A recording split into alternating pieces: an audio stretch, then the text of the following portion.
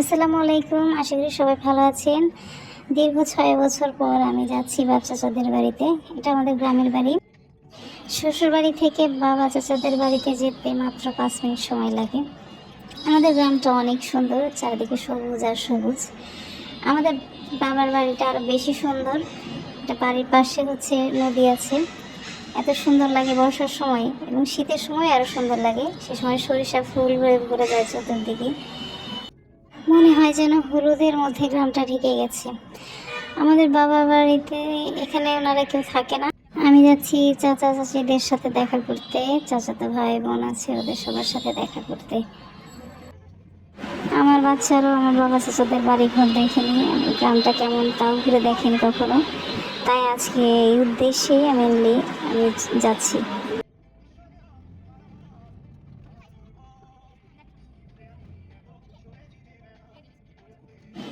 রাস্তার বাম পাশে এটা প্রাইমারি স্কুল। আমি স্কুলে 1 বছর পড়েছিলাম। আর আরেকটু সামনে হাই স্কুল। আমি এই হাই স্কুলে 3 বছর পড়েছি। এই যে এই আমাদের হাই স্কুল। এই স্কুলটা মোটামুটি ভালো বড়। প্রাইমারি স্কুলটা অনেক সুন্দর। আমার খুব পছন্দের একটা জায়গা ছিল এটা। আমার স্কুলটা খুবই ভালো লাগতো। এই আমাদের বাজার। বাজারটা অনেক বড়। এই আমার বাবার বাড়ি যাওয়ার রাস্তা। রাস্তা থেকে বাজার থেকে আমাদের বাড়ি খুব একটা দূরে নয়, খুবই কাছে।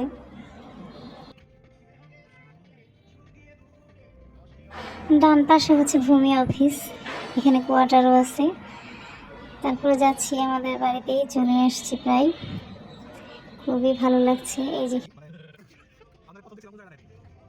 ডান পাশে যে গেটটা, এটা আমার বাবার বাড়ি। এটা আমাদের বাউন্ডারি। এটা ছোট চাচার বাড়ি। এইটা 4 নাম্বার, তারপরে 2 নাম্বার, তারপরে 3 নাম্বার চাচা। আমার বাপ চাচারা 5 ভাই, আমার বাবাই সবার বড়। আমাদের জায়গা এই কালভার্ট ব্রিজ পর্যন্তই। এই আমাদের নদী। ছেলেবেলার মধুর স্মৃতিগুলো এখনো মনে পড়ে, খুবই ভালো লাগে।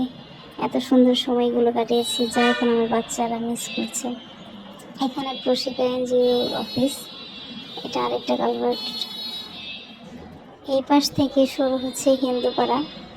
এখান থেকে যত দূর যাবে সবই হিন্দুপাড়া। এই মন্দির।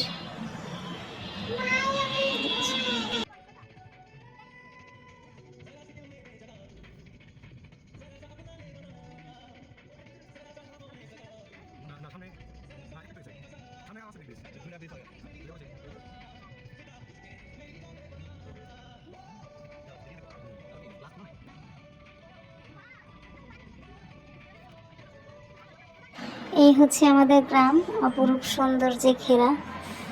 খুবই সুন্দর আমাদের গ্রাম। যেমন সুন্দর শীতকালে, তেমন গ্রীষ্মে, বর্ষায়, এক এক ঋতুতে এক এক রূপ ধারণ করে। তো সবাই ভালো থাকবেন। আজকে এই পর্যন্তই। আমার জন্য দোয়া করবেন। আসসালামু আলাইকুম।